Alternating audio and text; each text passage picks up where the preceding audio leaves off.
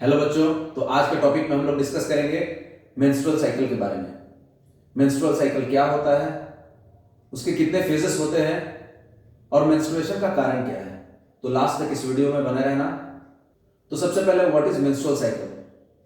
Menstrual cycle is a series of changes a female body goes through to prepare for possible pregnancy.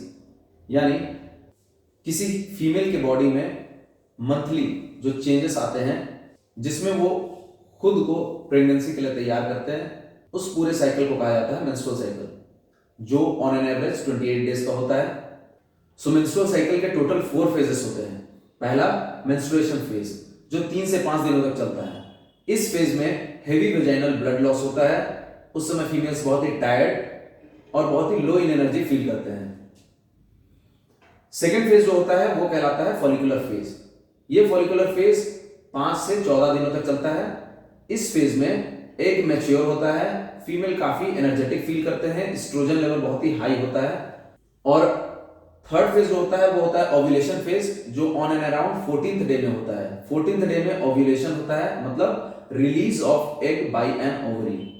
तो ovulation में egg release होता है ovary के द्वारा, जो ये हर मंथ का प्रोसेस है। हर मंथ में एक न एक एग रिलीज किया जाता है ओवरी के द्वारा।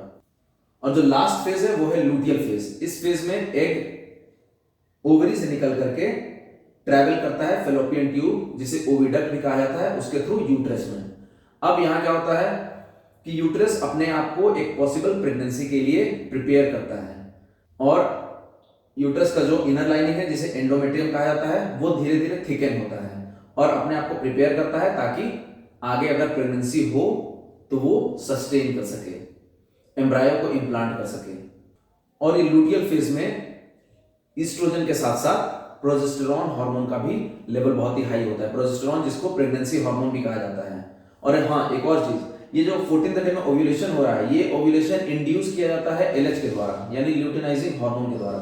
2 हार्मोन यहां इन्वॉल्व होता है, एलएच और एफएसएच, यानी ल्यूटिनाइजिंग हार्मोन और फॉलिकल स्टिमुलेटिंग हार्मोन।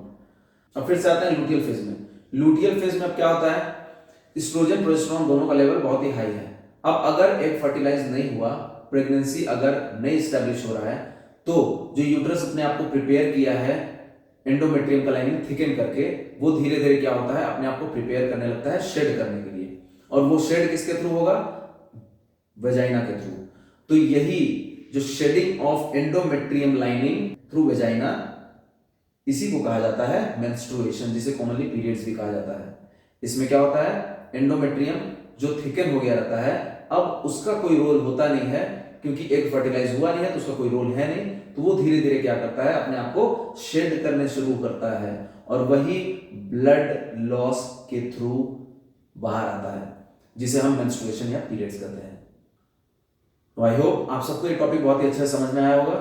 तो नेक्स्ट वीडियो के लिए मेरे चैनल को जरूर सब्सक्राइब कर लेना। Thank you.